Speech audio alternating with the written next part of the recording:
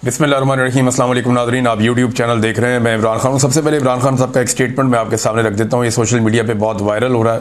ये बात इमरान खान साहब ने की थी कि हमें डिक्टेटर भी 2 नंबर ही मिले हैं और पाकिस्तान में जो भी डिक्टेटर है वो भी हमें ठीक नहीं मिले।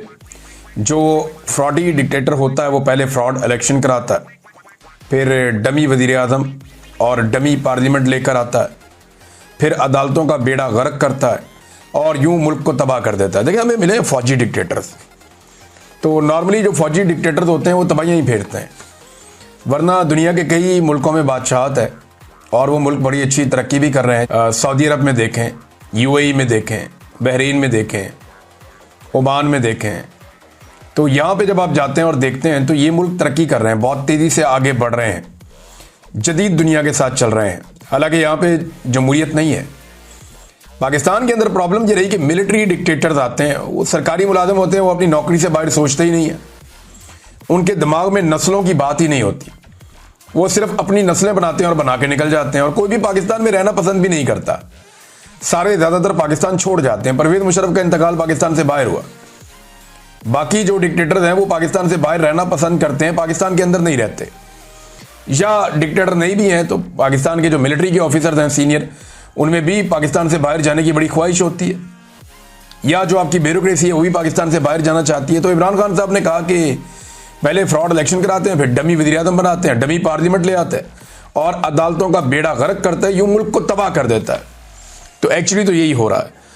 नाज़रीन, मैंने पिछले वीलॉग में आपसे कहा था कि एक चीज़ आपके साथ डिस्कस करनी है और वो है काजी फ़ाइज़ ईसा का तारीख का घटिया तरीन फैसला, जिसमें उसने पाकिस्तान की एक सबसे मकबूल पॉलिटिकल पार्टी से उसका इंतखाबी निशान छीन कर सारे के सारे इलेक्शन को मुतनाज़ बना दिया था।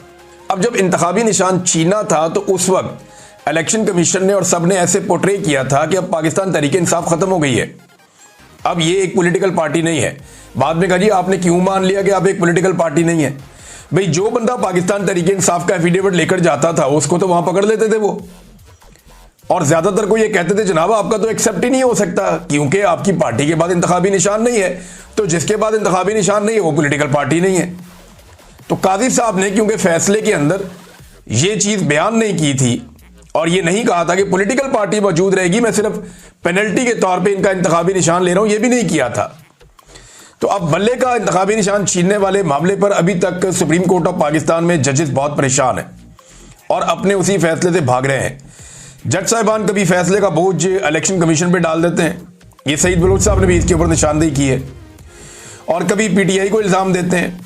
हकीकत यह है कि काजी फ़ाइज़ ईसा ने बरतानवी हाई कमीशन को खत लिखकर भी अपने इस फैसले का दिफा किया था और उस खत में काजी फ़ाइज़ ईसा ने यह नहीं कहा था कि फैसले की तशरीह गलत की गई है। अब बाद में वो ये कहते हैं जनाब फैसले की तशरीह ठीक नहीं है। पाकिस्तान तहरीक इंसाफ को ना इसके ऊपर सख्त मौक़िफ़ लेना चाहिए और पूरी दुनिया के अंदर इस मामले को उठाना चाहिए। काजी फ़ाइज़ ईसा को और उनके साथ इस तरह की ज़्यादतियाँ करने वाले जजेस को निशाने इबरत बनाना चाहिए और पूरी दुनिया के सामने उन्हें एक्सपोज करना चाहिए ताकि आइंदा जजेस ऐसी हरकतें ना करें। नाज़रीन, इमरान खान साहब क्या ईद से पहले बाहर आ जाएंगे? ये सवाल बहुत सारे लोग पूछ रहे हैं।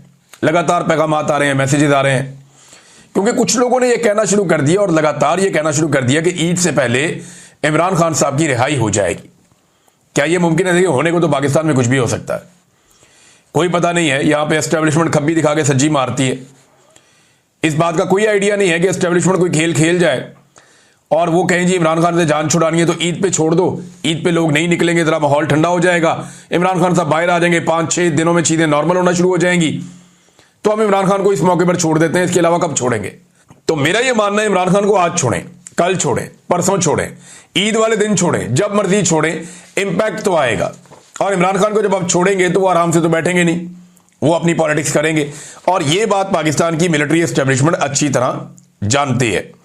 अब हफीजुल्लाह न्याजी साहब ने भी यही दावा कर दिया। उन्होंने कहा जी इमरान खान साहब जो हैं वो 5 को उनकी बेल हो जाएगी। दावा उन्होंने क्या किया, जरा ये आप सुन लीजिए। एक निजी टीवी प्रोग्राम में वो बात कर रहे थे, ये जरा ऑडियो में थोड़ी सी आपको सुना रहा हूं, ये आप सुनिए।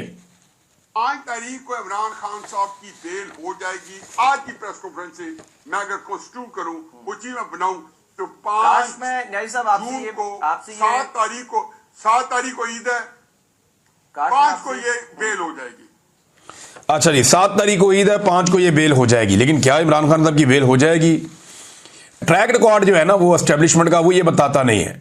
देखे ना, जैसे जो जुल्म किया गया, जो बर्बरियत की गई, मैं साहबजादा हामिद रजा साहब को सुन रहा था, वो ये बता रहे थे कि जनाब हमारे तो अरकान असम्बली की बहनों को, बेटियों को, बीवियों को और बच्चों को अगवा किया गया 26वीं आईनी तरमीम के लिए। वो ये कहते हैं बड़ी बेइज्जती वाली बात है, लोग नहीं बताते, लेकिन उन्होंने बताया। और कई लोग ऐसे हैं जिन्होंने अपने आप को हवाले किया एस्टेब्लिशमेंट के, अपनी फैमिलीज को बचाने के लिए। MNAs को बाकायदा अगवा किया गया, जबरी तौर पे लापता किया गया 26वीं आईनी तरमीम के लिए।